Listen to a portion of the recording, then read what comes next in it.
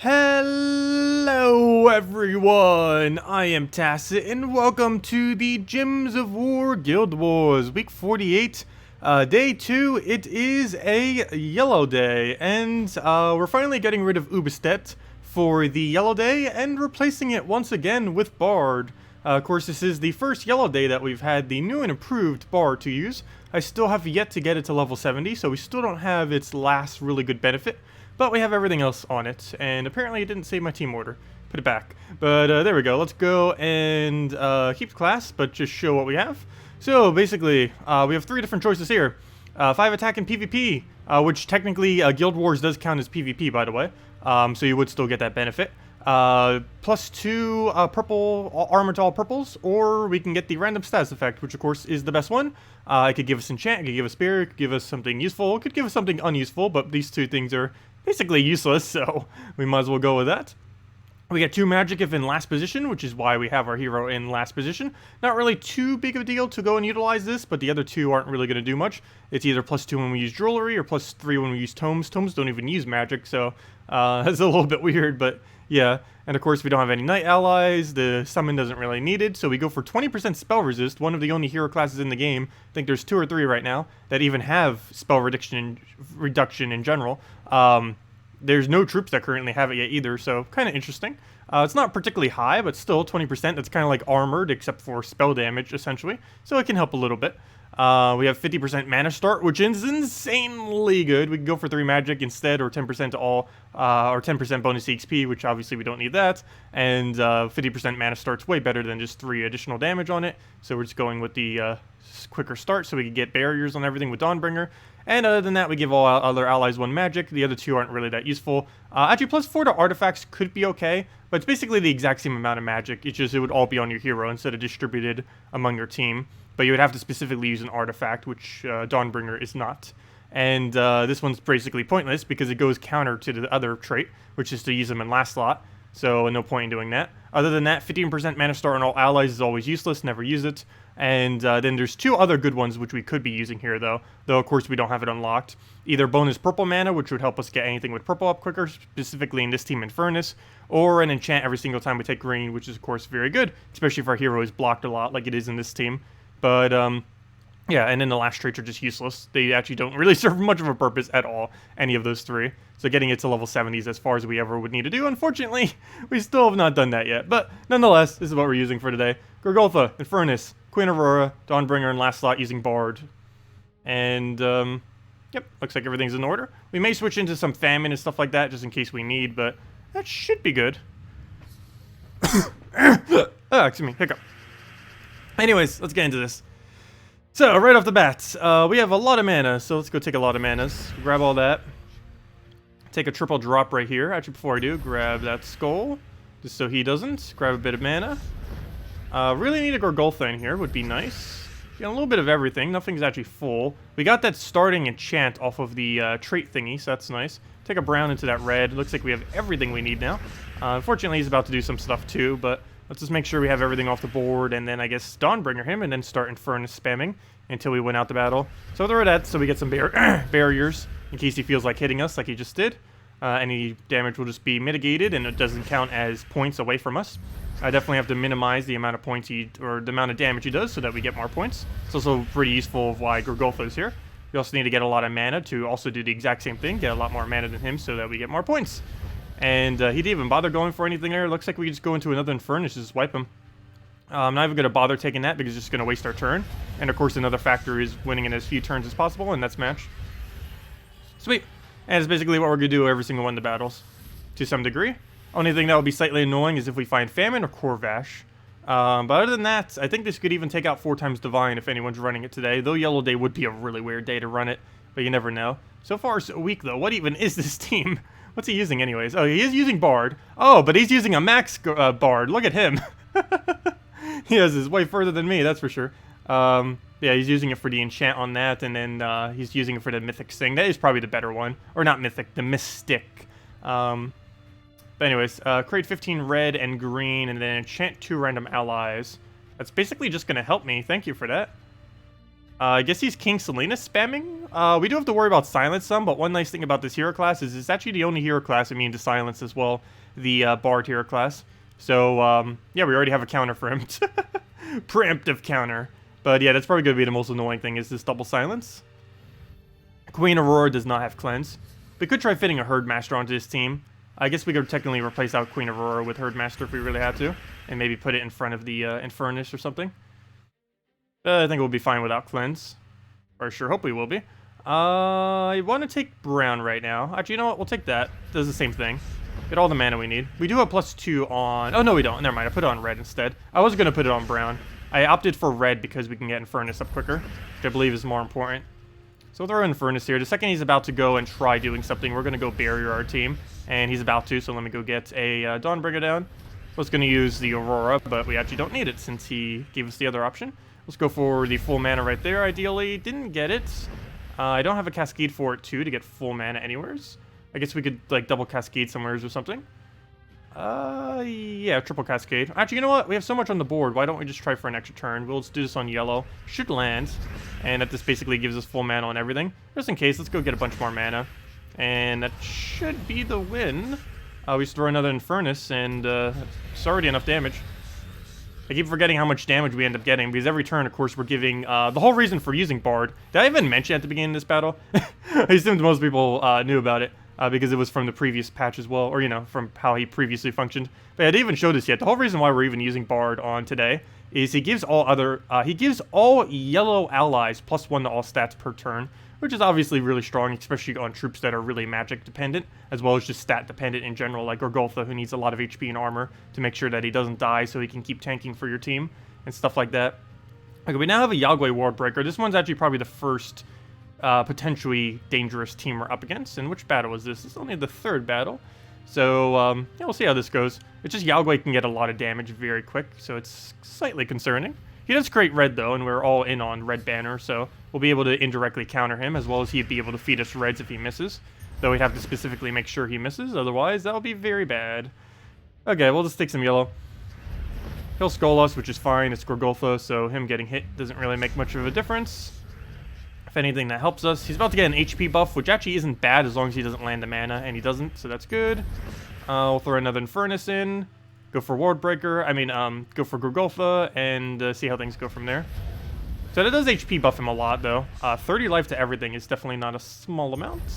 I'll move that down. We have pretty much everything we need except for the Infernus, which is actually probably one of the main ones we need, unfortunately. I could try throwing this on red, though. If we miss and give Yagwe, that's game right there. Or at least a lot of our points will be lost. So we want to avoid that. I almost feel like not taking this blue. What's the best option here? I think we just clear the board with Gorgolfa and go from there. So we'll do just that, and then just go right into another Infernus. Ideally, that would have extra turned, but of course we have no control over that. We don't even have a Firestorm yet. Once we do, it'll be a lot higher chance. Like right now, if we go clear out the board, very decent chance that we'll actually be able to land it. Slightly tempted to go on yellow here. I guess feeding Humility wouldn't be awful, so we'll go for this. And we did indeed land it. That gives us everything we need, and that's match. We just throw Infernus into nothing, because he's already dead.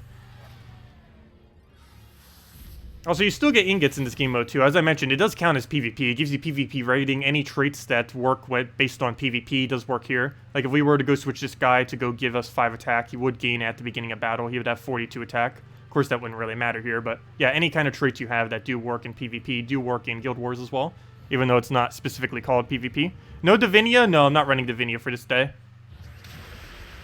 I just wasn't able to fit it anywheres. Wait, was I? Did I say I was going to use that on Yellow Day? Did I? Let's see. I probably did, because I said I wasn't going to do it on Red Day. Oh, no! Well, I can't change now, because I'm basically... I was trying to do both at once, but you can't use both Divinia and Bard. Well, I guess technically you could, but it wouldn't really work out that well with what currently exists. You kind of have to go one or the other, and I ended up going for testing the Bard out for today, since we haven't gotten to do that. But yeah, you can definitely use Divinia for Yellow Guild War Day. Oh no, I was going to do it on Red Guild War Day. No, I definitely said I was going to do it on Red, because I was going to use Yagwe Divinia combo. Yeah, I'll be doing it on Red Day, not Yellow Day. I was going to use Bard for Yellow Day like I am right now, and Red Day was going to be designated to some kind of Yagwe, probably like something along the lines of Ragnagord, Yagwe, Divinia, and one other troop. I'm not fully certain what I'll be running yet, but something along those lines is what I'll be running for Divinia Day. Okay, he's about to create a bunch of color. The board's really, really good in his favor. So much so, I'm actually just going to take some mana away from him. I can't let him have this good of a board. So I'll take that yellow. And he does indeed miss because of that, which is nice. Well, not completely, but enough that he doesn't actually turn, which is the main thing we need. I guess we'll go Barrier up because he's about to get a Yagwe, and I will not be able to stop it in time. I was opting for Famine into this team, but I thought it would be too slow, and it definitely would have been. And Furnish just scores way too well in Guild Wars to not use him if you have him on basically every single one of the days. I run him for Purple Day, I run him from Yellow Day. The only day I tend to not use him for is... no, even on my normal Red Day team I even use him. I use him on all 3 color days pretty much, just because he scores so well. I won't be, I don't think, this week for Red Day though, but most Red days I do too. Anyways, let's go and throw another Furnace down. Already so much damage, 49 each hit. Keep forgetting how much higher stats are in this game mode too, because you're getting all the bonuses from your little sentinel things. Okay, he's going to get hit on us, and I actually do not have Barrier on first slot, so that's going to hurt a little bit to our points. Good, we got the extra turn, perfect. Never mind, he's not going to get it. So right here, we just throw Dawnbringer into, let me take that turn. We just throw Dawnbringer into Infernus, and that should be match. So we'll do that, and then we just Infernus him. And that's match. And we only have one more left, and as long as we don't lose that, we're on track for 9,500. This should be a pretty solid 9,500. I don't think I made any mistakes that would have done otherwise. Ooh, freeze. Ooh, silence. Ooh, what is that team? Yeah, even has Nyx. Oh, how badly I want to go put a Famine into this team now. What even is that team? Azura, Nyx, Silent One, Skady. That looks so annoying. It looks really easy to kill, but it looks like it'll take forever to kill and lower our score. At least it can't do too much damage to us. Like, what does it have that does damage? Okay, I'm just gonna do this and hope we get lucky. I don't have a proper cleanse, which is going to hurt us, but we don't really loop with this team. Only thing that really loops is Queen Aurora, which we don't have to cast, unless we, like, desperately need mana, or Barrier or something. So right off the bat, we're just going to go for some manas. I guess a yellow to red would be fine. Just double checking every other option we have. Purple to yellow. But then he might take the other move I'm about to take now. Never mind, we'll just do that then. So he does end up taking the bottom one, but we already moved it in a way that it does nothing for him. We're enchanted on first slot, though, in this situation that is somewhat irrelevant. Or is it? No, I think we just go right into Gorgoltha. We got to get it as quickly as possible, so I'm going to waste that enchant. Get to full mana, and then just throw him immediately. And we have Infernus now. And now all we have to do is get rolling before he gets mana on everything, which we kind of are, though kind of aren't. I need to get him killed basically right now. So he actually has Dispel on that. So because of that, I'm actually going to wait on my Dawnbringer cast. Otherwise, he's just going to counter it right out immediately. Going to take a few extra turns here. It's not really doing too much, but let's go explode the board. And now we go for Dawnbringer. Ooh, extra turn as well. He's still going to Dispel us. But it will take out all the kills we kind of need. I could try going for Gorgoltha now and just hope we get very lucky. But the problem with that is, if he gets Silent One and then throws it, we'll be set behind way too far. So I'm just going to give him the guarantee explosion. Ooh, okay, he got a lot of value out of that. But nothing we could do about that in that situation. We'll just go in Gorgoltha. At least we got one thing cleansed, if nothing else. Another freeze on us. It's not too big a deal. I think at this point we just throw Dawnbringer into taking the last mana he needs manually, which will be, I guess, a purple, because he's blocked on everything else. Technically I could take red now, but none are available, so I'm not even going to bother. Let's go for Dawnbringer, and now it's just the summoned Queen Mab that we have to deal with, which is also annoying because, never mind, we have Barrier on everything, so that's not going to matter. I guess we could either go into blue or red right now. Probably not blue, actually, because she uses it too much. So I guess we'll go do red, even though blue's way more populated. We're frozen on both of them, regardless. So she gets a little bit of poke there. We don't have Gorgoltha first slot anymore, so it does get to hit pretty hard. But that should be match. And down it goes. Okay, that was a little bit of a sloppy final battle, but should still be a decent score. And what does it come down to? It comes down to... Oh, it did lower us enough. Close enough, though. 9,457, because the final battle was... it slowed us down too much with that team. It was a really easy win, but... he's got too much damage on us, and he got a decent, like, 2-3 Azuras off, which gave him a lot of mana. But oh well, good enough. 9,457. Mainly losing all the points to Final Battle. Divinia makes Scion defense obsolete. Well, some people still use it on occasion. But yes, you can easily use Divinia plus Yagwe and never have to worry about mana drain again. You don't have to worry about Scion, you don't have to worry about Famine, you don't have to worry about Corvash for the most part, as long as it doesn't get looping. But, yeah, it works for a lot of that kind of stuff. Also, did I not say hi during the stream? I don't think I did. Hello, everyone. Hello, William. Hello, Bunny Killer. Hello, Zidicus. Hello, Rasa. Hello, Sai. Hello, Jamie. Hello, Medieval. Hello, Captain. Hello, Avalon. Hello, Demon or Angel. Hello, Jan. Hello, Tim. Hello, Marcelo. Hello, Sir Robin. Hello, Draculus. I mean, Dracles. Hello, Sandy. Draculus. Hello, Traylon. Hello, DeCrail. Hello, Anthony. And hello, Nerette. And hello, everyone else. And what else did I miss? You're running Mountain Crusher, Dragon Soul, Divinia, and Glitter Claw. Sounds pretty good. But you were thinking about using KrissTigger, but either team, not sure of what banner.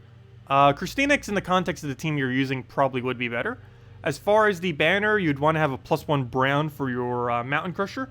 Other than that, you'd probably put your +1 onto, let's see, what would the other +1 go to? Of course, you could try going down +2 purple, +2 purple, +1 red, -1 yellow. But generally, you do go a +1 for the Mountain Crusher, just so you can 2-turn it. Depends which way you really want to go with it. I'd probably say all in Dragon Soul and just go +2 purple, +1 red. I don't believe Dragon Claw actually gives you a +1 brown, or does it? If so, that would actually be perfect. Actually, you know what? It does, doesn't it? It counts as stone, if I'm not mistaken, for one of them. It's the stone classification that has it. Let me just go check. But if it does, that'd be the main thing you'd want to do. I don't know what you're trading off it for, but if it has +1 brown... Oh, it doesn't have stone. Never mind. It has +1 to red. I guess you could go brown-red banner then. So you'd still have +2 red for your... You'd have to get rid of Dispel on 4x, 5x, but it would give you +2 to total to red if you have one on your banner and one on this, which would allow you to still have a potential 2 to 3 turn on Dragon Soul. You would just have to go for reds instead of purples. So, yeah, the potential's still there. It just depends if you want to get rid of the Dispel or not. Dispel more often than not isn't really that useful, but of course if you're up against Barrier Spam or Submerge Spam or something like that, it does come in handy. But, yeah, I'd probably go down that route then and just go with the +1 red. And just switch it if you have to on any teams that are really Dispel heavy, or you know that you need Dispel for because of Barrier or Submerge or any other effects they might have. But this hero class actually gets really, really strong. Haven't really been using it much yet, like barely at all. But into a Skull Spam with Infernus, if you happen to have Infernus, which I don't believe you do, but anyone who does have one laying around who has this class fully maxed out, really insane combo. I'll be doing that tomorrow when we go over the new things. Actually, I should probably go switch my hero class right now. Actually, we don't have to wait till tomorrow. If I have a free change right now, we just did Guild Wars, so you know what we're going to do? Oh, but then there's one problem with that. Never mind, I won't be doing that yet. I'll do that towards the end of the stream. There's one problem with me switching to Dragon Guard immediately right now, and that is I will be gaining no EXP for the entirety of the time because we already have Dragon Guard maxed out, and I still need to get Bard to level 70. But yeah, I'll go show it later. It's pretty funny. Infernus with 3x skull damage on him is actually really, really potent. I haven't been using it because obviously the hero class is maxed out, so the entire time I'd be using it, I'd be gaining 0 EXP. But it is very strong. Also, speaking of that, the first ever... Oh, hello, I didn't even do pet yet. I should probably go do that. But the first ever class event is actually for the Dragon Guard tomorrow as well. And I'll be going over that extensively, of course. Probably going to be staying up tonight just doing videos on it, as well as working towards the whole class video related one. But yeah, that's right around the corner. You can basically, if I'm not mistaken, you can just gem buy this class level 100 immediately. I'm not sure the exact cost of gems that requires, but it is possible to get Dragon Guard level 100 in 1 second. Or like 1 minute of just spamming the purchases. But obviously most people won't be doing that, and I believe it is better just to let it go up naturally over time. But we'll see exactly what the price at. I might do it some on my other account just to kind of show it. Anyways, what am I looking for here? I'm looking to build a team for this. So let's just go... you know what? We're using the wrong hero class right now. Let me go use... let me go use the Gorgolfa variant of this team. What is that? Infernus... Dawnbringer... and Mercy. And a Mercy. Haven't seen this team for a while. This team at one point, several months ago, was actually the best in the game. Though these days, it's outdone by Ubistet teams, as well as just 4 times Divine teams. This was before Divine and Spala existing, of course. But anyways, let's go into this. Gorgulfa and Furnace, Bard fully maxed, or almost fully maxed. Not the leveling, but everything else about it's maxed. And let's just go get the Mercy down. Still a really good team. It's just not as good as it used to be. I can't use the normal Divine team because we're still Bard, so I'm just using this instead. Yeah, Dawnbringer costs 1.3 million souls, among a few other resources, but 1.3 million souls is the main thing it costs, which makes it somewhat difficult to get. It's actually the hardest to obtain weapon in the game, but it's also the strongest weapon in the game, for the most part. It's also the only weapon that currently covers 3 colors. There will be more in the future that are like it, but it's currently the only one. It's also one of the reasons why I haven't upgraded my Dawnbringer, if you're wondering why it still says +0, or, you know, it doesn't say +0, but it doesn't have a number next to it. It's because I'm holding all my mythic ingots just in case the next mythic weapon they add is really good. Because the benefits that you get on Dawnbringer are relatively bad. You don't really get anything exceptionally good off it. I want to wait at minimum until they add one more mythic weapon before I decide on if I'll upgrade that new mythic weapon or if I'll upgrade Dawnbringer.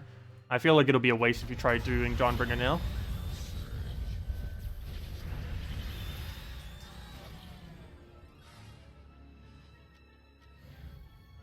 Buying your way to the top of Drakengard. You already had it maxed from earlier. What did I use Drakengard for a lot? I guess I was just doing it with standard Dragon Team. I used it for some soul farming too, but things like Mountain Crusher, Dragon Soul, Wardbreaker, Glitterclaw, I know I used it for quite a bit, as well as similar teams to that. I also used some of the earlier 4 times Dragon teams like Dragon Soul, Christine X with a hero and stuff, prior to those things existing, quite a bit.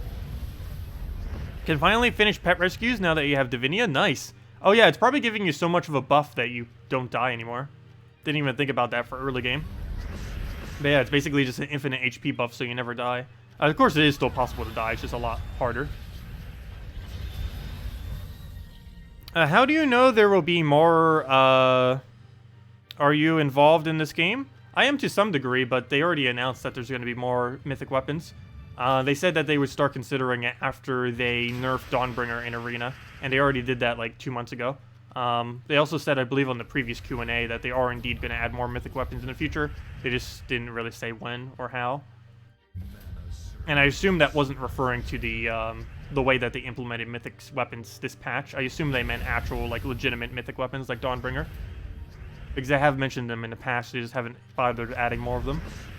Because they were concerned about their balance, because of course Dawnbringer is already insanely good. It, for a long while, made basically every other weapon inferior, and to a degree it still kind of does make almost every other weapon inferior compared to it. And that was just their main concern with adding more mythic weapons. It'd basically make it so the only weapon you would almost ever use would be mythic weapons. So that kind of already is how it is. Legendary and mythic weapons are the only ones you ever really use, for the most part, because all the other ones are just too weak in comparison. Especially how they did the perk system now. It takes a lot longer to upgrade the legendary and mythic ones, but once you do, you would never bother using anything else because they get more perks. Mythic weapons get 10, legends get 9, epics get 8, so on and so forth all the way down. And there's no way to give those lower ones higher amount of them. Okay. Though I don't think anyone even has a maxed out legend or mythic weapon yet. You would have to have opened a lot of gem keys, and no one has really bothered opening that many since then. It'd probably take a few thousand just to get a legendary weapon, if not more. Though after July 6th, we'll probably see quite a few, though, because that's when the next mythic's coming out.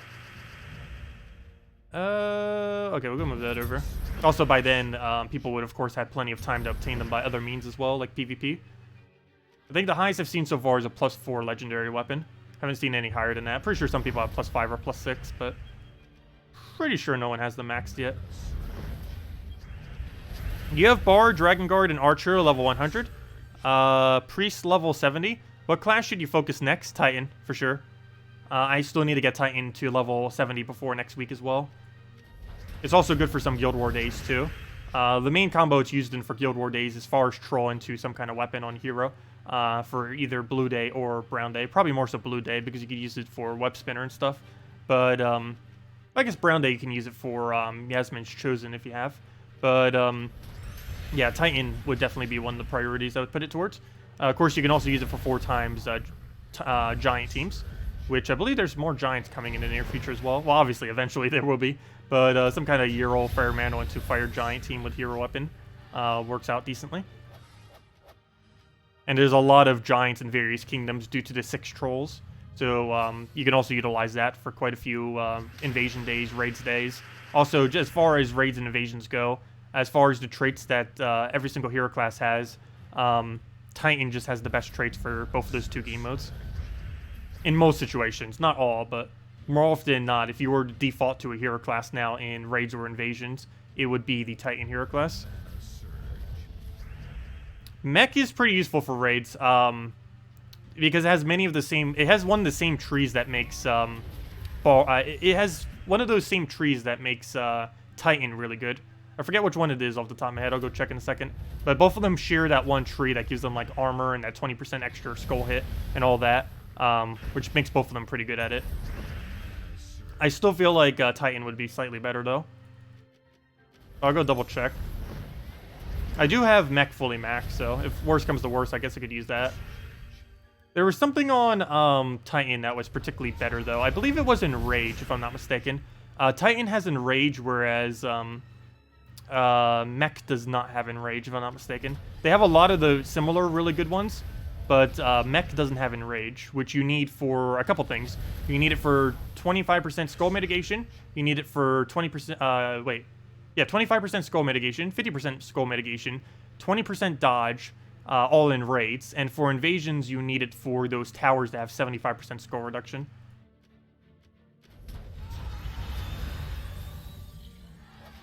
One more battle. What does Enrage do? Enrage makes it so your skull hit will do 1.5 times damage on your next hit. It only lasts for 1 skull hit on that troop. But the main thing you use it for is it also has a secondary effect other than the damage increase. It also ignores all traits on the enemy. So if it has any kind of skull mitigating trait, like a 20% dodge, a 30% dodge, a 50% skull mitigation, anything like that, it'll ignore it. So if it was something like that 75% skull reduction, and you had Enrage, you would hit through it. So if you had 100 damage and you were Enraged, you would do 150 damage to it. Because you're doing 1.5 times damage and you're hitting through the 75% reduction. If you didn't have Enrage, you would only hit 25. So that's a big difference, 25 compared to 150 for a single skull hit. And that's one of the main differences between the 2 hero classes. I'll go for the Mercy right there. Also, if I'm not mistaken, it's one of the only hero classes that has it too. I think there's 1 or 2 that currently has Enrage off a skull. And Titan is luckily one of them. It's on the second to last perk though. You need level 70 on it to have it. Which means, of course, I still need to go level it. Because I think it's at like level 50 right now or something. But I have all weekend to do that, so I'm not too worried about that yet. Let's go throw that down. Also, these battles are so slow compared to using Divines. I keep forgetting how quick Ubistet and everything is whenever I try using something else. Okay, let's just go throw Explosion down. And then just Infernus kill it, and we'll be good to go. Yeah, no problem. Let's see, you have a bar... Oh, never mind, I already answered that. Also, hello, JE, welcome. Can I suggest an Elma team? You're level 100. Ooh, low level. That's actually a really nice time to have Elma though. You have 2 legendaries that can help, Dragon Soul and Glitter Claw. Glitter Claw normally isn't used with Elma, though I guess in this context you could do that. You could go, let's see. The team would probably be Dragon Soul, Glitter Claw, Demistraxia, and Elma would probably be your team. If you don't have Demistraxia, you'll get it for free from completing out the Darkstone Kingdom. The quest line for it. But yeah, that'd probably be your team. It's not the best burner in the game. It's a little bit inconsistent. But as far as dragons are concerned, or just burners in general from early game, it's one of the better options you have. It's definitely not a particularly exceptional one, but it'll get the job done. Main reason you need a burner is because Elma it's not mandatory to have it with him, but it's pretty helpful because he increases his gem spawn from 8 to 12, assuming you have 4 things burned on the opposing team, which makes it a lot easier for him to land every single hit. It's not a guarantee land, but it's a lot higher chance than if you only had an 8 gem spawn, that is for sure. But yeah, I have pretty much everything you already need to go build it, so should end up working out decently. Oh yeah, I didn't go claim the pet, did I? I just did all the battles and then didn't even bother claiming it. What do we get? We get 2 copies. I do not believe that's enough to upgrade it. We didn't have Red Guild War Day yet, so that could help us if we could, but no, we're nowhere near it. We still need 10 copies. We're only at 6, so probably not going to reach it in time. Anyways, let me go over the hero class thing I was just mentioning earlier. But yeah, mech is okay. Let me see. For raids and invasions. Wrong thing. Where is it? I'm looking for perks. There we go. Okay, so the first 3, nothing too good. Generally just put more armor on it. Next one, again, nothing too good, just fireproof. Next one, again, nothing too good, so you burn a random enemy. Next one, you get 3 magic for yourself, which depending on your weapon might not be too good. That's okay. You could also start Firestorm at the start of battle, which depends what you're up against. Though in the case of raids and invasions, it probably would be better to use the Firestorm immediately. All other allies gaining 1 magic is not too bad. Yeah, it seems to be the only one worth it under that category. And, wait, what was good about using mech on, wait, never mind. Why would you use mech on this today? I'm like going through these and it has nothing that really helps with raids or invasions. Yeah, you would definitely go Titan instead of mech. But yeah, Titan has everything you need. Almost everything you need. It has 3 main things that makes it really good on this day. For one, you can gain even more attack if you want to. Though I generally just go into more durability just so it's safer. But he has several things. One is every single time he takes brown, he gains a barrier. The next one is he becomes enraged on every extra turn. So you don't have to worry about their traits. So once you mang something, you basically one-shot everything they're fourth, even if they have 75% score reduction or anything to dodge it. And after that, you gain immunity to a lot of the really important immunities that are within raids. Raids tends to have quite a bit of Death Mark and Devour, and you'll have immune to both of them. You also have immune to Stun, so they won't be able to stun you to get that either. Immune to Stun also comes into play in, what's the other game mode? The Invasion, because the only stats effect that they ever apply is Stun. So one thing that's also really nice about Stun immunity, specifically on Hero, is if you're stunned on your Hero, you actually lose all 10 of your perks. Whereas, if you have immune to Stun, well, every single one of your perks will now be protected, even if you're in Invasion when they stun you.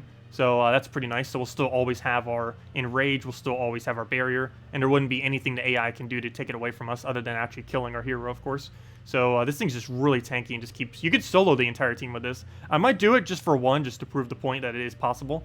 But, yeah, I'm going to try using this on Raid and or Invasion on one of the battles, after we've already pretty much have enough points and can confirm it. I'm going to see if I can solo the entire battle just with Titan Hero class, because I believe it is possible. You have barriers, so you'll never die if you can play it right and get lucky enough. You one-shot everything once you get first mang, and you have immune to all the more important immunes. The only really important immune that's not really there is immune to Mana Drain and immune to Freeze. But, yeah, hopefully that doesn't happen. Well, actually in Invasion that can't happen, but in Raids it can. Yeah, we'll give it a shot, see what happens. Actually, I should probably do that for Invasions, not Raids. Because actually, now that I think about it, that would actually probably fail in Raids every time, trying to use only one troop. Just because if he gets Zoog off to full mana, you instant lose immediately. So that would probably be a bad idea. But we could definitely do it for Invasion and see if we could solo an entire team with just the hero class for Invasion, since there's no instant kill in that game mode. Given the changes with all the new troops, what do you plan to use for Brown Guild War Invasion Day? I believe I was just going to use my same team? Was there any way to put hero on it? I don't believe there was. There are a few of them that you just can't really do much with. Oh no, never mind, we can. I will probably go down that route. That was actually what I was actually slightly planning on doing this time, except without the Goblin Shaman. But yeah, this is actually probably exactly what I'll be running then. The Gorgolfa, Famine, Ubistet, and Hero on the team. As far as the exact brown weapon, Black Manacles isn't horrible. Let's see. Actually, that'd probably be it. Black Manacles. Wouldn't be much of a need to use anything else. And we'd probably... Wait. We can actually Titan this if we wanted to. It's Brown Day. Which one of the things doubles? Don't we have a yellow creation? a brown-green that doubles the amount of yellow. But then we got to get rid of Gorgolfa, though, which probably wouldn't be worth it. And the one that creates brown doesn't use brown. But yeah, probably something like this with Hero in the last slot is likely what I'll be doing. What do we have for options? Black Manacle. Anvil isn't really that worth it. It does have some decent upgrades. If we ever have it fully maxed. Bronzelock Pistol would actually be amazing if we had it maxed. But the problem is we needed some kind of gold gain. Moneylender can be used on this team. Oh, never mind. Moneylender doesn't do gold gain. He needs a gold gain. Never mind. Oh, but Alchemist. Ooh. Oh, but then we got to get rid of Famine if we do Alchemist. Then we're also not using yellow. But yeah, Bronzelock Pistol, it's basically a Gorgolfa, essentially. Once it gets all of its mana, it just destroys the entire board. It's actually better valued than a Gorgolfa if once you get it to enough gold. Problem is getting it to that point. But one nice thing about this weapon now is it actually gains gold every time you cast it if you have it maxed. I don't think it's worth going for this weapon. It'll be a while before I bother going for it. But this thing maxed actually isn't too bad. It's way too expensive for what it does. But sometime down the line, like several months from now, when we do have Bronzelock Pistol maxed, I might consider using it some. Other than that, Cauldron would be funny, but not needed. And yeah, I think Black Manacles is just the way we go. I don't think anything else will really work that well. Of course, we don't have any upgrades in it, but I believe that will be our option. So yeah, something along the lines of this is likely what we'll be using. Standard Gorgolfa, get it up quick, get the Famine you need, control them with Famine the entire battle, auto win. We could put Corvash on this team too. I don't think we could fit it though. Because Gorgolfa and the Corvash is pretty nice, but I guess Gorgolfa and the Famine's already enough. Only real big issues is that we're not using blue, but of course we're setting our banner accordingly to fix that. And then what we basically just do is get a Famine, poke with Famine, Ubistek cleans up, double kill, do the exact same thing again, double kill, win, and just have the Black Manacles there. We could also technically go Mountain Crusher and use Hero on second slot, and then have a double Exploder. That is worth considering. I don't think it's worth bringing Mang into this, though. Unless you were deliberately doing it in first slot, but then you can't use Gorgolfa and you'd have to use something else. But there's a couple different ways we could play this, but I think either this or Mountain Crusher is probably going to be the way to go.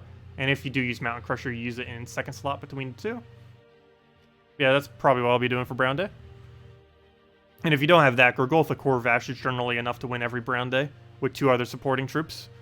One of them being your hero of using any of the weapons you have. Like War and Peace wouldn't be too bad. How does the Guild War point scoring work? You always make twice as much in your first battle compared to the rest of your battles. You shouldn't... Oh, it's because you get 2,000 free points immediately from having your unique defense set. You get 2,000 points automatically just from simply having your defend team set. It just gives it to you on the very first battle. That's what all it's doing is applying this points right here, which is why it's scoring so much higher. But if you go under your thing, you get 2,000 points if you're using all unique teams. If all 24 of these troops, if all 6 teams are using 24 completely different troops, you know, 4 different for each one across all 24, you'll end up getting 2,000 points each. And it just adds that 2,000 points to your first battle each day. So yeah, the first battle you do just instantly gives you 2,000, assuming you've used unique defense. So that's why your first battle is always so much more points. You're just getting free points from that. Let's switch over to Dragon Team, even though I'm not using the right hero class for it. Should we go switch to Dragon Guard already? I'm going to hate not getting any EXP, but I guess we'll go for it. Let's go switch over to Dragon Guard. Actually, before we do, let's go clear through dungeons real quick while we're still using this. Let's see. Because I'll need to switch to Dragon Guard regardless for tomorrow. It's just the entire duration I am switched to it. I won't be gaining EXP. Because I already have it maxed. Well, we'll go move that. Throw a Sunbird in there. Get another explosion. Get a Dawnbringer down, and now wipe that. If it will give me my turn. If it'll click, there we go. You need trait stones as well as EXP for your classes. Would you recommend the Firebird Explorer team? Yeah, that's perfectly fine to do. It's actually technically quicker EXP than PvP. As well as better trait stones, of course. So if those are your main 2 priorities, definitely go do that. Just go into whatever Explore Kingdom you need the trait stones for. Just grind them out there. Come on, end your turn. There we go. Yeah, there's basically only, for the most part, only about 4 weapons exist in this game that are even legitimate. There are a few other exceptions to this, but in most situations, the only 4 weapons you would ever use on your hero... Actually, there's a few more than that. But, earlier on in the game, it would basically just be Crude Club and Hero Sword only, until you get some of the better AoE ones, like War and Peace, which is obtained pretty early. But other than that, once you reach later on in the game, the only things you tend to use are Mountain Crusher, Dawnbringer, Divine Protector, the 2 main versions of Mang, which is Mang itself as well as Hope's Crescent, and Black Manacles. And that's about it. It's basically every weapon that exists, even though there's like 200 something of them. There are a few other exceptions of that, but for the most part, those are the only weapons that are ever used. Because most other weapons aren't even worth you. They're basically nothing compared to those, even with their perks in most instances. Alright, let's go for that. What's a good Purple Day team? I normally run Infinite Element Grim Loop, though if you don't have that, you can go something Dragon Soul related. Tends to do the trick. You just keep spamming Dragon Soul until you win. Infernus is also really good for it too, if you happen to have it. Dragon Soul into Infernus, or just anything into Infernus. Like a Hellcat. Hellcat Infernus combo is enough to win every Purple Day. You can also go with Queen Titania and go Hellcat Queen Titania. That also ends up working if you need something slightly cheaper. It's still both legends, but still it's cheaper than having a mythic on it. Yeah, any of those combinations would work. What I personally use, and probably still will be using, because I don't think I could fit my hero on it, is Hellcat, Elamagrim, Infernus, Umberwolf. But if you needed a cheaper version of this Hellcat, Queen Titania with 2 support troops would end up doing the trick as well.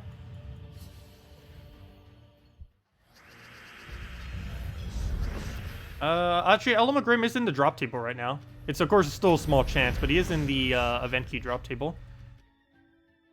Though, technically, you would need Infernus, too, to actually fully make this work, because that's what's giving us the burn. And since this is a Purple Day, you wouldn't be able to substitute Euro or a cheaper option, because it doesn't fit the color. But yeah, I always loved using this team. It's actually probably the strongest Guild War Day, if you have everything of it. Of course, it's almost, it's really, really hard to actually have it. It's literally exact team, but it's pretty much auto-win every time if you do. You have infinite Purple Storm, you have 12 purples per cast, and you just have a lot of damage. And even once you lose your board, you can still normally Hellcat to recover or Infernus to recover. So we'll use Infernus here, and that's match. And it normally scores 9,500 plus, can score 9,600 plus as well, if it's going well every battle, just because of how quickly it applies damage and mana accumulation. And it basically extra turns every cast once you get it going. But you can do something similar with Queen Titania too, it just isn't as loopable. But yeah, Hellcat's a really big staple of Purple Day just because there's so many good purple reds. How did Guild Wars go? Pretty good. We almost scored 9,500. We went with a Bard team. I think I might be using Bards for now on. I'm not fully certain. The only problem is I can't really fit Ubistet that well into the team. So I don't know if I'll keep doing it. But yeah, we end up scoring... let's see, where'd it go? We end up scoring 9,450. We did a little bit bad on the final battle, which cost us a lot of points. Well, we didn't do bad. It was a really easy battle, but it did a lot of mana accumulation, and it took forever to win, so it lowered our score. And of course, the last one's the most important one to actually do good on, even though it's normally the hardest one to actually do good on. Let's see.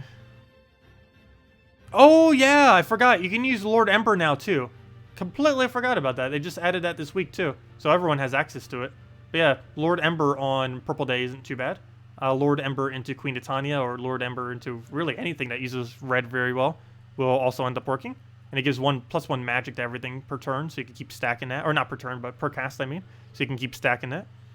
There are still instances where Hellcat is better, though. Like, for example, on that Elamagrim team I just showed, it is better to use Hellcat than it is to use the Dragon thing. Because if you're using Elamagrim on your team, you don't want to block it with...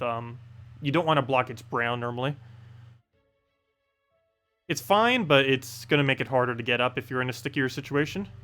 Do you have a good team for Plague? Plague is never used for Invasion. It's really underwhelming of a troop. But yeah, unfortunately, there just isn't much to use it with. The only thing it really tends to get used for is occasionally on Defend team. It's used in last slot fully traded. Also, on some Guild War days, you can get away with it. like I believe Blue Guild War Day, you could put it in your last slot with and synergize it with a Azura, and basically just have 2 troops that lower down the stats of the opposing team. But other than that, it doesn't serve too much of a purpose, and you have to put so many resources into it before it even becomes viable. Because if he's not fully traded, you definitely shouldn't use him, but you have to spend so many resources to do so. But yeah, I would pretty much just ignore Plague for now. Unfortunately, it's just a really bad mythic. And it's instances that you do use it on, it's more of just like a defend thing to annoy other people and to make them win slower. The Dragon Guard team you've been running, you use +1 brown, +1 red, but you only have level 50 Dragon Guard. I guess that's still fine. The only reason why it's particularly useful when you get to 70 is because you can 2-turn your Dragon Soul if you double surge, or 3-turn it even if you don't. But or if you only surge one of the 3, I mean. But it's not mandatory to make it work. Once you get Mountain Crusher going, it almost doesn't even matter what your colors are. You can literally just do double brown if you really wanted to, and just keep spamming Mountain Crusher into Dragon Soul if you want to go down that route. Normally +1 is all you need for it, which is why you put another +1 into something else. Because it's divisible by 4, so you could either just use the 4/7 to get it right in. You don't have to go out of your way and put like a +2, because you're just going to gain way more mana than you actually need. But yeah, it's perfectly fine if you don't have the extra +1. It's helpful, but not really that required to make it work. Let's see. You can't win with Sunbird, Divinia, Dispel, and Dragon Soul for what? Pet battles or something else? You shouldn't be using Sunbird in Guild Wars if you are. It actually reduces your points. I don't think they have fixed that yet, but it does reduce your points when you go and use it. Also, let me go switch my hero class now. Actually, before I do, 1 second. Let me go and do all these objectives, and then we'll go do it. What do we even have to do here? We have a lot of annoying ones. Some of these might not even be that worth it to do. Let me see. Win battles with 3 unique beasts. Win battles using 3 unique blue. And then unique merfolk. So I guess we go find a team with... I might just ignore that for only 5,000 gold. That's definitely not worth it, even though it's only 5 battles. But yeah, let's go do this 15 times. So 3 blue beasts is what we need. Completely unique. So let's go farm this real quick. Oh, wait. There's a problem with that. Our hero class doesn't count as that. So never mind. We're not even going to have our hero on this team. Oh, well. But let's go and do the team. Dragon Soul into... Well, I guess we could do Dawnbringer one-shot or something. Oh, you know what? Let's actually go do that instead of Dragon Soul. We'll do that, so we can still use our hero. So we'll go put a Dawnbringer weapon. And now we need... Oh, wait. We could actually put a beast that feeds into it, except there's not one that does. But let's go a bunch of beasts in. Let's see. That's not where you go for that. Let's go under the beast... Where's beasts? The kingdom. No, wait. Hold up. Clear. Oh, I'm under weapons. That's why I can't find it. Duh. I was gonna say, like, where did they go? There they are. Okay. So we'll go to beasts. And I guess there's any 3 blue ones, so we'll go under blue category. I don't think it matters too much. Most of them don't have a link. Actually, almost none of them have a link. Actually, you do have a link, so we'll go with you. We'll go with you. And we'll go with... We need 1 more beast. It technically doesn't have to be blue, though, since we're using Dawnbringer and going down that route. So is there any beast at all, regardless of if it's blue, that gives us a link that we need? There's 3 possible options. You give purple. That's not what we need. You give brown. Oh, hello, Queen Aurora. That definitely solves that problem. Okay, that'll work. So we're now using 3 blues and 3 thingies. So let's just go into the... I guess explore? Actually, you know what? Let's just do challenges. So it goes a bit quicker. Challenge, oops, it's not challenges. Challenges, first battle, switch to this team. And this should get both of them done at once. I'll go double check it right after this battle. But we have everything we need. We have our links, we have our 3 uniques of both. And should be good to go. So go ahead and take that down again. Hey, the AI just tried taking my turn. Luckily, apparently they seem to have fixed it some. Alright, we'll throw that down immediately, and we should get a +1 towards both of them. And did we do so? Yes, we did. Okay, so now we just have to do that 15 times. And we end up getting ourselves 16 gems for doing so, which actually isn't too bad. That means we're getting slightly over 1 gem per battle now, which is definitely worth it. Okay, what am I doing? I need to be getting Dawnbringer up. I'm like taking every mana that isn't Dawnbringer.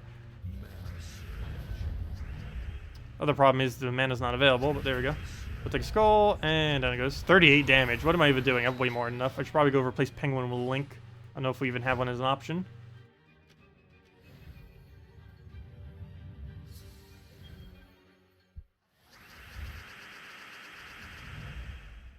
Let's see. You're using it in PvP? It should be okay. You might not be able to do it against your 3 trophy, but it should be okay if you're running like a smaller battle. Earlier on in the game, you can get locked out of doing like 3 trophies if you're slightly behind stat-wise. There's a lot of 3 trophy battles you can't take when you're a newer player, just because unless you're specifically doing like a barrier spam boost ratio team of some sorts, you aren't really going to be able to kill it. Like unless you're running like double Dwarven Gate Valkyrie Tesla or something very similar that scales off of enemy stats effectively. Almost any team you use on 3 trophies won't work early on in the game, just because everyone has way more stats than you. Your team has to specifically be built for it. Though generally, when you're that early in the game, you're better just taking 1 and 2 trophy battles, because you can get them done in like seconds compared to your 3 trophies, because of how hard they can be sometimes. Am I still set to Sunbird on this banner? Oops. That would explain why the mana feels like it's not going too well. I should probably go switch it to like a +2 red or something, or +2 blue, or anything that it isn't if it's set to Sunbird, because the only thing that's not really helping us with is red then, if we're set to Sunbird right now. So let me go switch stats. Let's see, challenge. Yep, we are still on Sunbird. Let me go switch to just a double blue, I guess. Actually, what don't we use? A lot of stuff. No, that's not what we need. It's not what we need. Where's a minus banner that gives us plus on everything else? There we go. Yellow and red. That'll work. Now we have a little bit of everything. So it doesn't matter if we take yellow, red, or blue. They all give us a pretty substantial bonus. Yep, we just first turn. He just first turns the weapon off a surge because we have so much red bonus right now.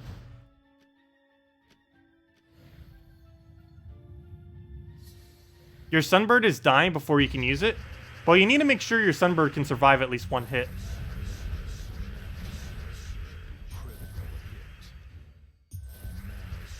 If it doesn't have enough HP to survive 1 hit, you definitely need to be working on HP Kingdoms if you want to use Sunbird.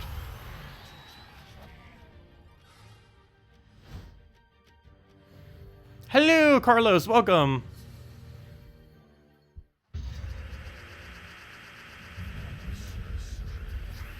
That was quick. Gain so mana so quick with Queen Aurora. I keep underestimating how much mana that can still give. Even though they technically nerfed it a little while back indirectly, it's still really good at gaining mana.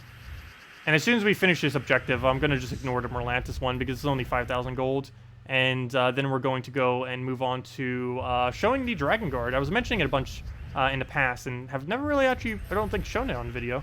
But yeah, you can do a lot of damage with it. It's quite a bit of fun. And I'll be showing some teams and stuff for it tomorrow, but we'll do a little preview of it tonight too. I won't be able to gain EXP during that time, but shouldn't matter too much. Let's see. I don't think I need any for Guild Wars specifically tomorrow either. I'll double check it. If so, I'll just waste 50 gems. It's not that big a deal. Actually, do we? Let me see. What's tomorrow's Guild War day? Defend. No. Oh, yes, I do. I need to be divine for tomorrow. Okay. Well, I guess what we do then is in the morning, I record all the video with Dragon Guard. I switch to Dragon Guard now. I record it all, and then I spend 50 gems and waste the 50 gems to switch back to divine. But then again, what if I need Titan for later? Do I use Titan on Brown Day? I don't believe I do. We end up switching to something that won't need it. Purple Day, we definitely don't. So I guess we just use Divine then. This will bring us to Friday? No. What is day 4? Day 4 is, first things first. What's today? Losing track of days now. That's Wednesday. So this is Thursday. That's Friday. We'll definitely still be Divine. So yeah, we'll switch to Divine. We'll record all the stuff on Dragon Guard. Switch to Divine. So we'll have it for the defend as well as just to use myself. So we can start farming again. Still Divine. Probably just going to keep Divine and just not care about that. It's supposed to be Titan, but I don't know, because on Saturday, I'd probably want to be having Divine so I can get it maxed. But then again, you know what? I will switch to Titan. So that'll be the game plan then. So we switch to Dragon Guard now. We then spend 50 gems to go to Divine. We stay Divine all tomorrow and Friday. We then switch to Titan for the rest of the weekend. And we'll have Titan for this day for Guild Wars. And then we get it to level 70 in that time, which we should be able to do. So that should work perfectly.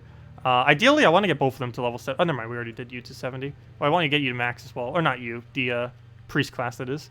But, yeah, definitely need to make sure I get Titan. So I guess I'll do that this weekend. For sure, Titan has to be level 70 by next week. Don't really need 100. It would be useful, but I don't think I'll be able to reach it at all in time. So we'll just get it over a long period of time. I don't think I need to rush it. We only get some immunities, which are useful, but not... I don't think it's going to make or break it in most situations. Anyways, let's go and switch to Dragon Guard now. They really need to get rid of this class changing fee. Let's see. Where's Titan? Never mind. I almost just clicked the wrong one. That would have been fail. Where's Dragon Guard? Change for free. And there we go. And now we'll just pay 50 gems later. Anyways, we're at Dragon Guard right now. Let's go and... did I have his traits set up correctly? I don't think I do. But let's go build a Dragon Guard team real quick. Oh, wait. First, I need to go finish... Oh, wait. Hold up. I didn't even finish the task yet. No! I still have like 5 more. Okay, well, let me go do it off of Dragon Guard. I can't switch back just for that. It would cost more gems than we even get as reward. Okay, let me go finish this real quick with this. Oh, wait. Now I don't have half mana anymore. Fail. Wait. So many mistakes were made. I guess we could just switch back into a, oh yeah, this could be way too slow without the thing. Oh no, we only have to do 5 battles though. It's not that bad. Alright, let me go win 4 more times with this. Then we go with the Dragon Guard thingy. Completely forgot. We got 1 Dragon Guard EXP, but that's irrelevant because we're already maxed.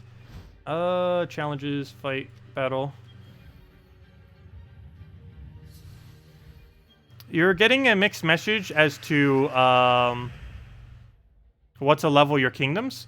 You have all magic at level 10. You've been upgrading the rest in order of gold return. Oh, you should never be doing that. You should always be upgrading them based on either all magic first, then either all magic or all...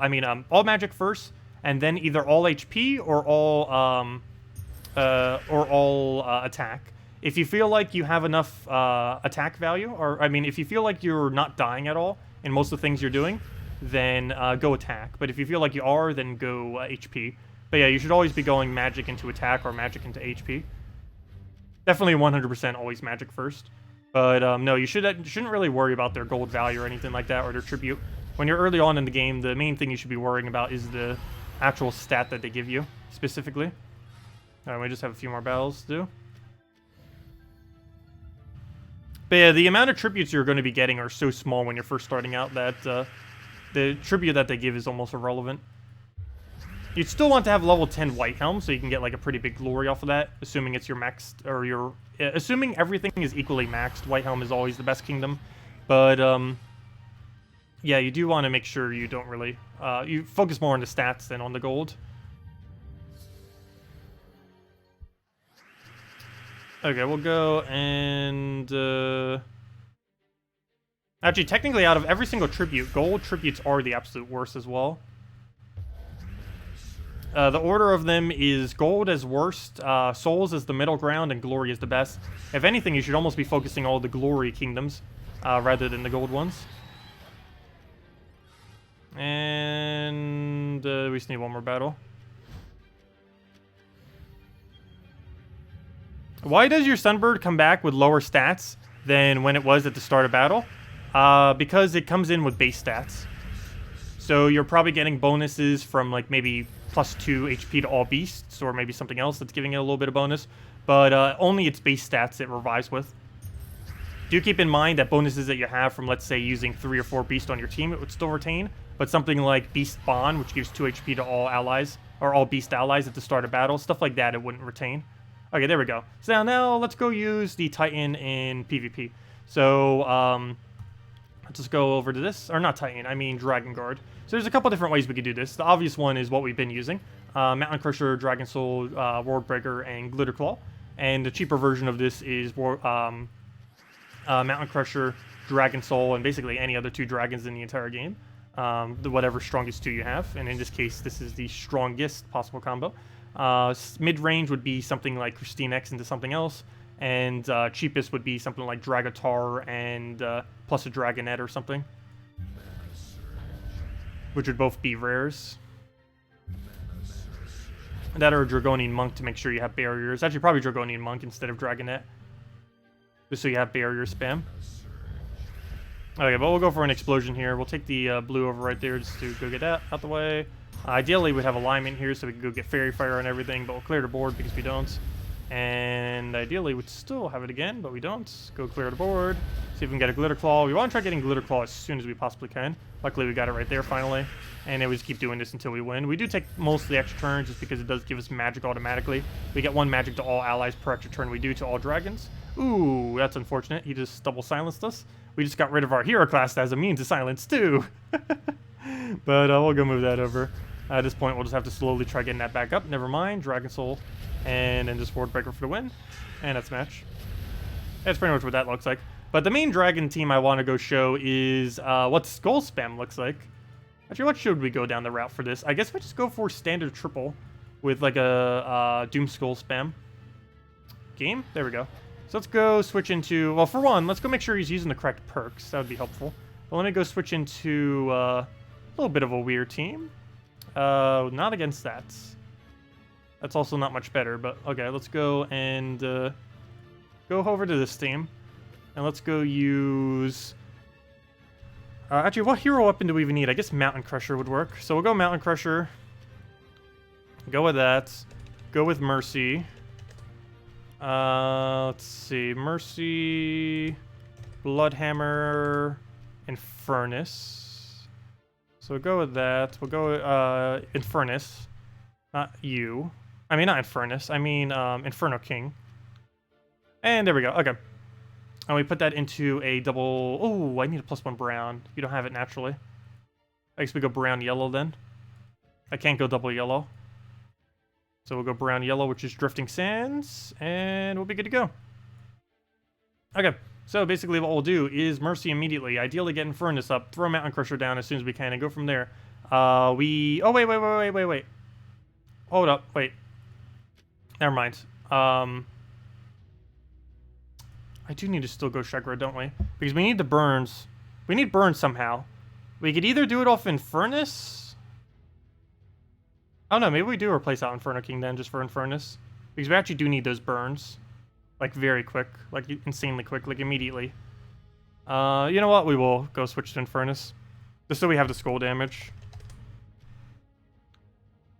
And then put Bloodhammer up, because it's actually more... Well, but then we have Mercy feeding that. Never mind. How do we work this out?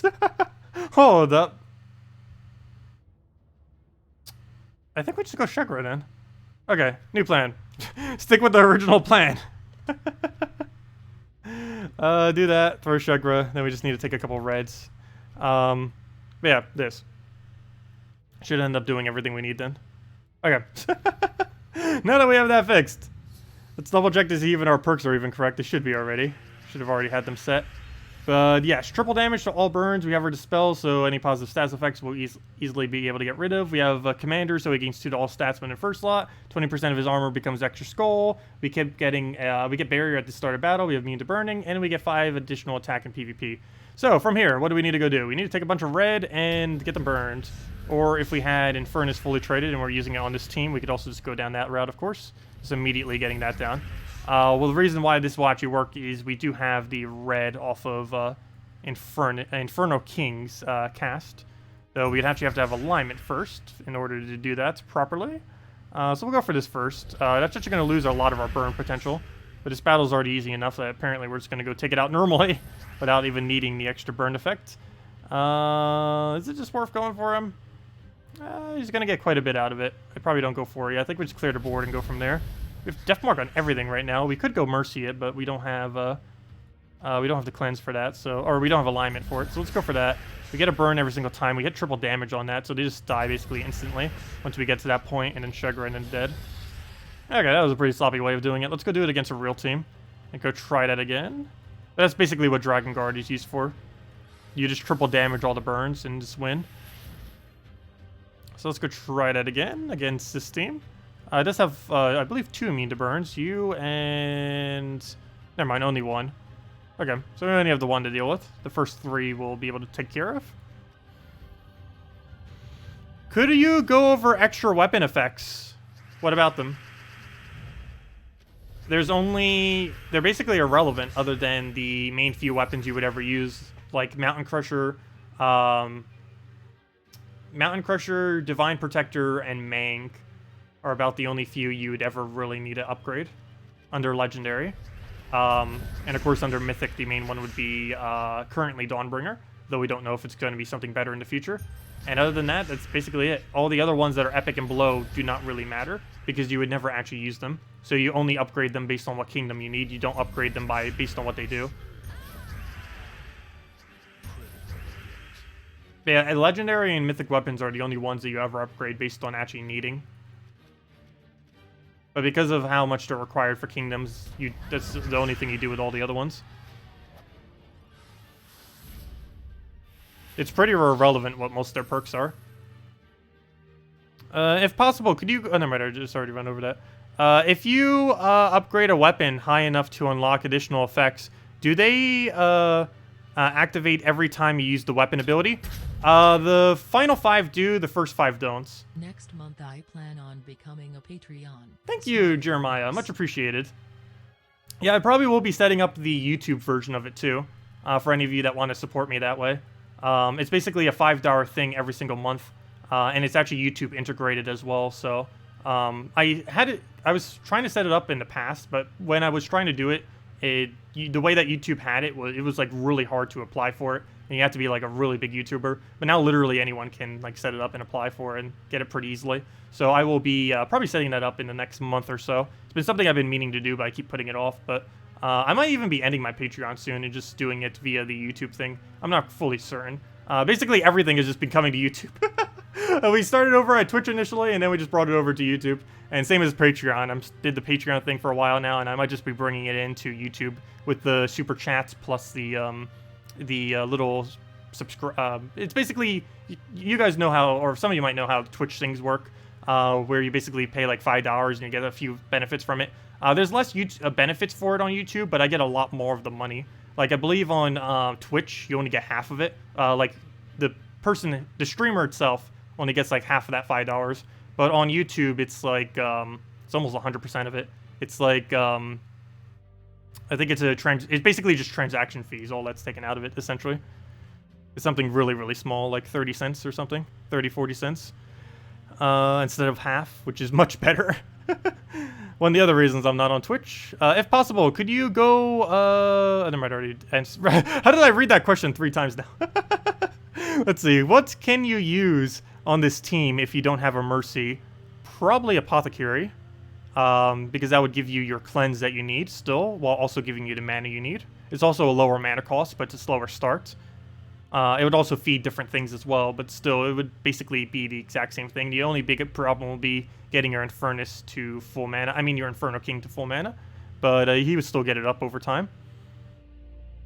What can you use? Also, you don't have to use that exact team either. You can just go with a any burn option. Doesn't really matter what it is. You can even go to Stargazer into your hero, into any burn option, and just one-shot everything that way, assuming you have maxed out Dragon Guard. You do need Dragon Guard for triple damage on burning. And of course, like I mentioned before, you can use something like a Demonstraxia just to burn them. I believe that's the only really good early game option. They still haven't added a infinite extra turn burner. They added one for freeze, which is really cool. The Ice Goblin was really nice for that. Works decent with Borealis these days, actually, if you really didn't have too many other options. But as far as the actual burning options, there aren't really too many good ones for extra turn other than Euro fully traded or Infernus fully traded, which is quite unfortunate. But yeah, other than that, your 2 best options are Demonstraxia, which you get for free from Darkstone, and King Silenus, which is basically a better version of Demonstraxia, if you happen to have it. Also, thank you for the subscribe, Viral Bug. Much appreciated. Anyways, guys, I'm going to be heading off for tonight. Does anyone else still have any other questions you want me to go over? Otherwise, yeah, tomorrow morning we will be going over for the first time this new game mode. And while I have seen it some, Yeah, I haven't actually played through it completely yet, even though I saw it slightly on the beta. But yeah, it should be a lot of fun. Do keep in mind you have to use specifically dragons and dragon claw troops. So make sure you have your dragon/dragon claw team set. Basically, it's if you had absolutely no options at all, you would want to use basically something along the lines of this. Actually, I don't even think I showed that yet, but I'll be, of course, showing it tomorrow morning, too. But if you have, like, no option whatsoever, like Dragonian Monk, which you can get in, like, a few event keys if you don't already have it. Your hero, probably just using one of the standard weapons. Definitely need a Dragatar, because you're going to need the buff that he gives. So we need a Dragatar in there. What was the other ultra rare minus? I believe we need the Assassin. If you don't have Assassin, you get that within... why is he not coming up? Let's see. Dragonian something. There he is. Dragonian Assassin. And then we just use Crude Club as our weapon, it looks like. So we'll just use Hero with Crude Club. So should have that as well. Just sitting around. Use it with your Hero class. Oh, but then again, this Hero class gets bonus based on brown, doesn't it? There's no red-brown weapon that you have as a newer player, though. Obviously, there'd be Mang, but you don't get that till like level 250 or something. Anyways, let me go use, I guess it's Crude Club. Where's Crude Club? There it is. And we'll just put that in there. And we actually have it on +5 as well. If you needed something super, super, super ridiculously cheap, you could just run something like this and run it on a red-brown or a red-yellow. It depends how strong they actually are. Actually, just do it like that. Then again, actually, your hero is probably the tankiest one based on their stats. So, you know what? We'll put it in first slot. And yeah, we'll just do it with like a red-yellow then. Would probably be your banner. So let's go with that. But yeah, this is pretty much what you would use for the thing, I think, if you don't have any option whatsoever. Crude Club, Dragatar, Dragonian Monk Spam, and Dragonian Rogue, just for the rest of the colors, basically. But yeah, that'd pretty much be your team. And of course, what I'll be personally using is Mountain Crusher, +2 purple, +1 red, -1 yellow, World Breaker, and Glitter Claw. You can also use KrissTigger there, but Glitter Claw is a nice loop with World Breaker. Also, if you don't have World Breaker, you can replace Glitter Claw with KrissTigger, and you can replace the other slot with basically any yellow dragon that you have that actually does damage. Yeah, that's what I'm planning on using for tomorrow. I don't even know how far I'll be going with it, though, because obviously I have max Dragon Guard class. The event for tomorrow is mainly for gaining EXP on your Dragon Guard, which is pretty irrelevant if you have level 100 already. But I think there's a few other rewards, too, like orbs and a few other things. What's my position on your PvP team? What was your PvP team? Did you mention it already? I don't see it. Could you re-mention what it was? And I could say something about it. Let's see. Oh, War and Peace gets silence on one of its further things. Yeah, there's a lot of legendary weapons that gain pretty cool effects. The biggest issue with them is they're so expensive to get. As I mentioned earlier, I haven't seen anyone with higher than +4 yet. Endgame players haven't even maxed their first legendary weapon yet, let alone some of the scrappier ones. Not like War and Peace is like horrible, but you know, it's not one of the core weapons out there. When you're a newer player, it is, but beyond like level 300, you don't use it too much. Unless you specifically need its colors or its effects. Actually, one other one that has it pretty cheaply is, I believe, Silent Knight is the cheapest one. You get to silence the last enemy and the first enemy for only, I believe, 9 mana, which is kind of cool. Though you need to, like, fully max out the weapon or something. What are some good teams? Also, most people don't have that weapon as well, which is another problem. What are some teams to use with Dawnbringer? Wait, is that Dawnbringer? Generally, you use Dawnbringer set as Bard or as a Divine. You either use it with 4 times Divine, or if you're going down the other route and using it with Bard, you normally use it with Gorgulfa, Infernus, Dawnbringer, and one other support troop. Or really just any Gorgulfa something, Dawnbringer something team. And you can just put a mana generator on it, like an Alchemist, and just go one other damaging yellow of some sort. Can I go over why you recommend certain classes for different game modes? Just because they have different bonuses that are good, generally. But as far as each game mode that you would use a hero class in, I will be going over a video for that soon. But as a quick rundown, Archer is used for basically nothing. Assassin is for quick PvP. Bard is for Yellow Guild War Day. Death Knight is basically not really used for anything. Dragon Guard is for PvP, though you can also use it on some Guild War days, like I believe Red Day and Purple Day. You can build Dragon Days, particularly Red Day. Knight is useless, if I'm not mistaken. Mechanist, in the current state of the game, I believe is generally useless. Necromancer has a few different soul options, which I guess are okay early on in the game, though for the most part, if I'm not mistaken, you don't really ever use it. Similar Oracle don't really ever use. Orb Weaver has a lot of summon options, but unless you're using some kind of Black Beast team, you normally wouldn't need that. Priest is used for basically everything because Divines are so strong right now. It's mainly only a late game kind of hero class, though, because a lot of the Divines that it synergizes are pretty hard to obtain. But it's one of the most... It's the best hero class currently for keeping your team alive. So it's actually good for both Guild War and Invasions. I mean, Guild Wars and PvP, I mean. PvP because of its synergy, and Guild Wars because it's so good at not dying. It's also the best team support hero class in the game right now. It's not the strongest hero overall as far as like making your hero buffy. As far as making your hero buff and unkillable. But as far as making your overall team unkillable, it's the best hero class for that. Sorcerer is a really random hero class that actually is pretty decent due to it having something very similar to Assassin. Though I'd probably stick it mainly just to PvP, though you could probably incorporate it into some Guild War days. Titan is basically only raids and invasion only, as well as the only hero class you'd ever really use for those two game modes, just because it has a lot of the things you would need, like Enrage to ignore their traits, stun so they can't stun you out, a bunch of immunities like Devour Immune, as well as, oh, what's the other one I'm looking for? Deathmark Immune and stuff like that. Warden, I believe, is still useless, though there are some instances where it gains enough armor buffs now, plus it has 20% extra damage to skulls, but I believe for the most part you don't really use Warden still. And Warlock, his traits are still abysmal, but some of his perks are pretty decent. He also has triple damage to burning as well. So if you don't have Dragon Guard fully maxed, but you happen to have Warlock fully maxed, you can actually do very similar premises where you use like a Yarrow Fire Mantle or you use a Infernus. You burn everything and then you start doing triple damage once you have it level 100. Though more often than not, I would still say Warlord's pretty weak, just because its other traits are still bad. They didn't touch traits at all, and some hero classes still have abysmal traits on them. Of course, some of them got decent perks, but that's not enough to carry most of them. That's a quick rundown of that. I will be covering a really big, like 1 hour long video on that soon, though. Hopefully tomorrow, later tomorrow, but I'm not fully certain on that. Sometime this week, for sure, it'll be out. Worst comes to worst, probably this weekend on Saturday or Sunday. Can you... Oh, that might already just answered that. Let's see. Dragon Soul, Asha, Divinia, Dawnbringer. Seems pretty good. Only other thing I would really say to maybe replace out is Asha. Asha's not horrible, though unless you're specifically up against a mana drain team, you wouldn't normally need it too much. It's kind of clunky using it. It has a pretty high mana cost for what it does. It's okay convert, but I don't know. It just always feels clunky in many teams to me. It was added when blues were needing a counter, but the teams that it counters aren't really used too much anyway these days. Maybe if you're up against like a Queen Mab blue spam team or something, but unless you're specifically up against blue spam or like Forest Troll with Nyx combo, I don't think you're really going to be needing it much.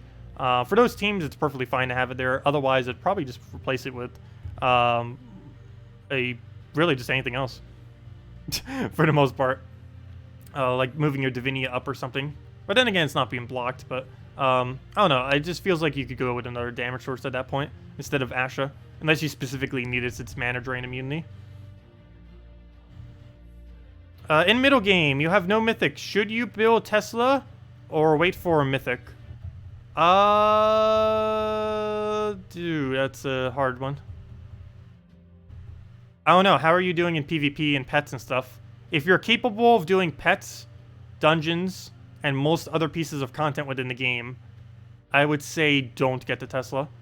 But if you can't even beat out pets, like the 8 battles of pets, or it's taking you forever to beat out, yeah, you should probably go get a Tesla. Because it speeds through all of them. Except for the Merlantis one where they have like Submerge. But other than that, it kills through every single pet battle pretty much the instant you have her.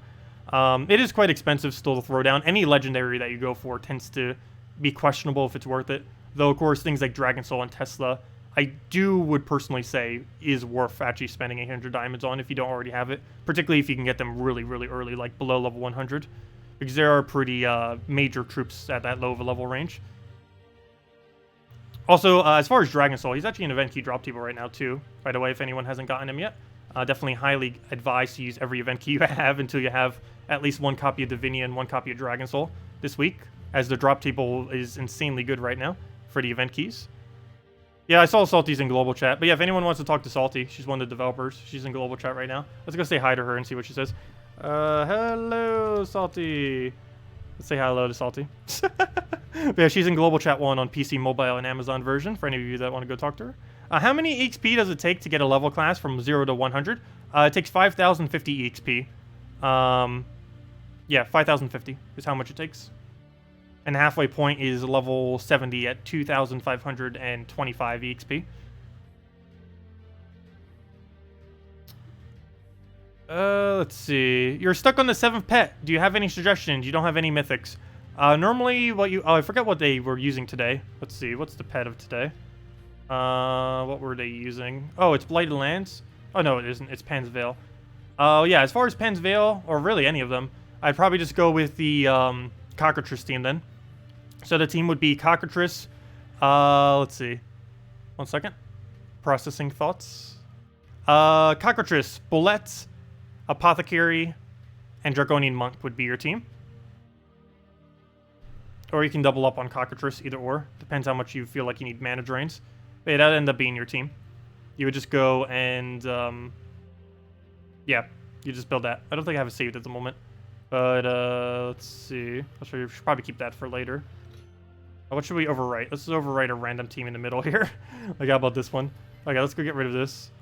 But yeah, this would be the team you would use for that. It'd be, Cockatrice, if it would fit into my team. Monk.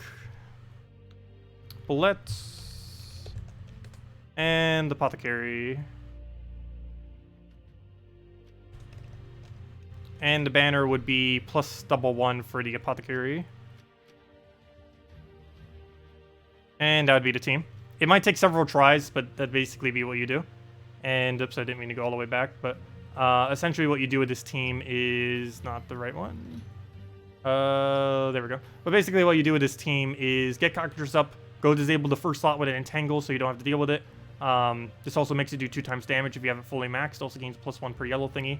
You then get an Apothecary down. This cleanses you so you don't have to worry about Silence or any other effects they have. In this week, I believe it's Silence, which you'll have to deal with the most, which will undo it, assuming she doesn't get Silence. You just rush her mana, get it up. That feels Cockatrice Bullet. With so many browns on the board, you get the extra turn with Cockatrice most likely.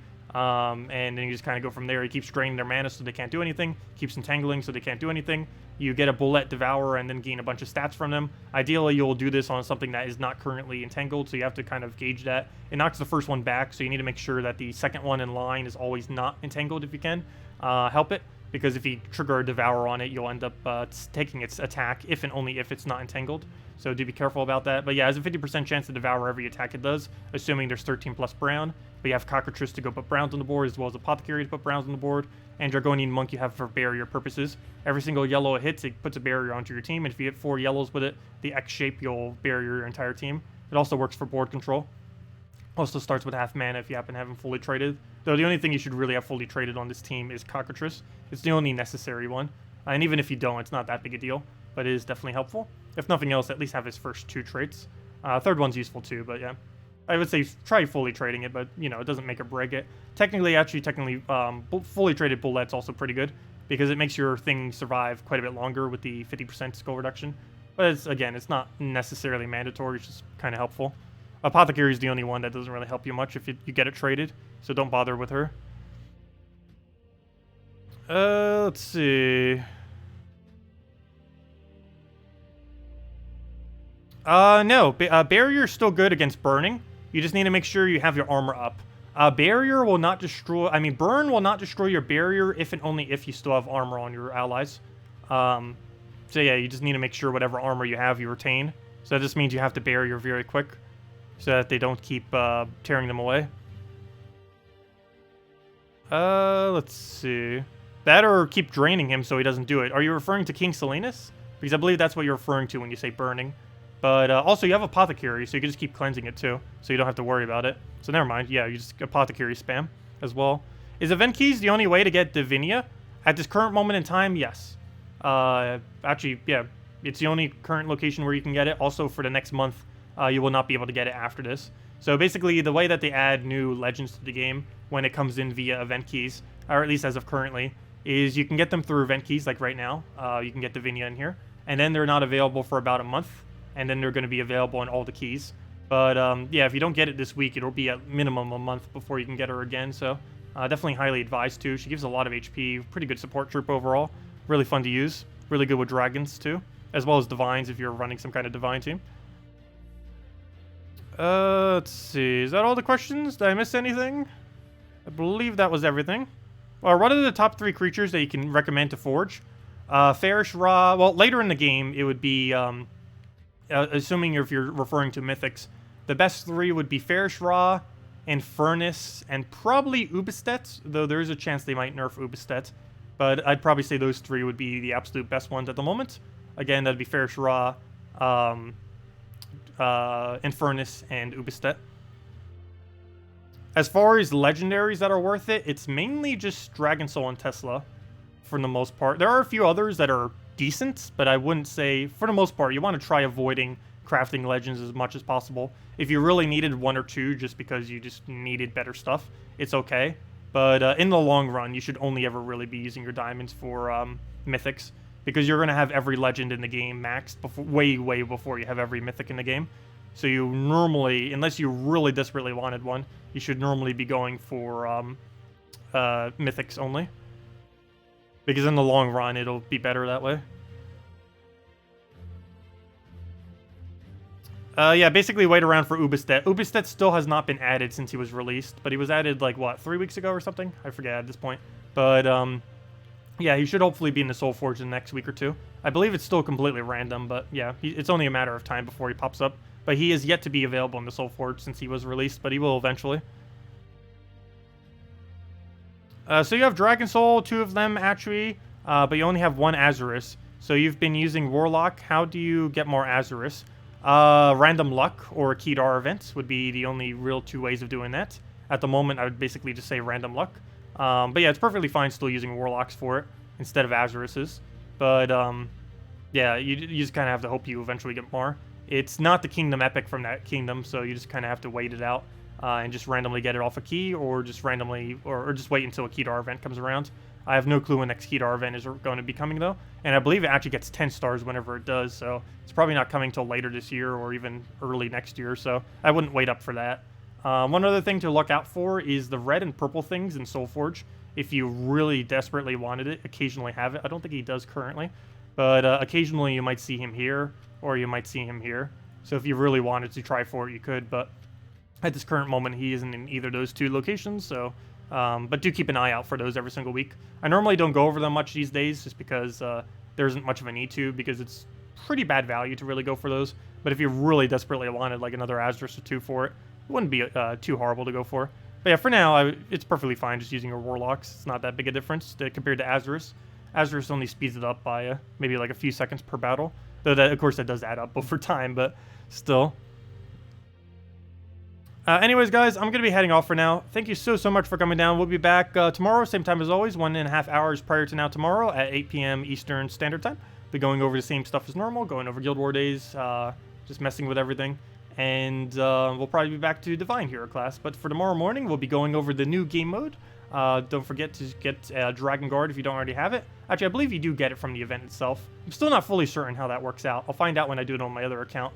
But, yeah, the first ever class event will be tomorrow, so of course we'll be going over that. I'll also be going over the Dragon Guard class in general, like teams for it and stuff like that. We already kind of showed a few of them already, but, you know, we'll be showing even more, given that it's pretty relevant for tomorrow. If I'm not mistaken, this event only lasts for 1 day, kind of like how the pet one lasts for 24 hours, same as this class event. And there should be a leaderboard for it, too, so if you wanted to try for that leaderboard, I believe there is one available that has the standard orbs and gems on it.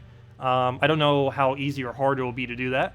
Though, if you do have Dragon Guard already maxed, I don't think it's worth going for, just because you're going to have to waste so many resources. So yeah. But if you wanted to go get Dragon Guard maxed, you easily can tomorrow. I have no clue how many gems it'll cost, but we'll figure that out later. It's probably like a few thousand, who knows. It's probably best just to level it up normally. But regardless, you'll still be able to get some EXP for free for your Dragon Guard if you've been wanting to get it up some. But anyways, guys... oh, how can you switch between multiple accounts? Easiest way is to just have multiple Steam accounts if you're playing via Steam. Otherwise, you can use the account linking system, though I would mainly advise just using Steam if you're playing it that way and just use completely individual Steam accounts. and just log into whichever one you want to use. But anyways, guys, I'll see you later. Thanks for coming down. See you tomorrow, same time, 8 p.m. Eastern Standard Time. And yeah, we'll see how the event goes for tomorrow. Thank you all for coming down tonight, and goodbye.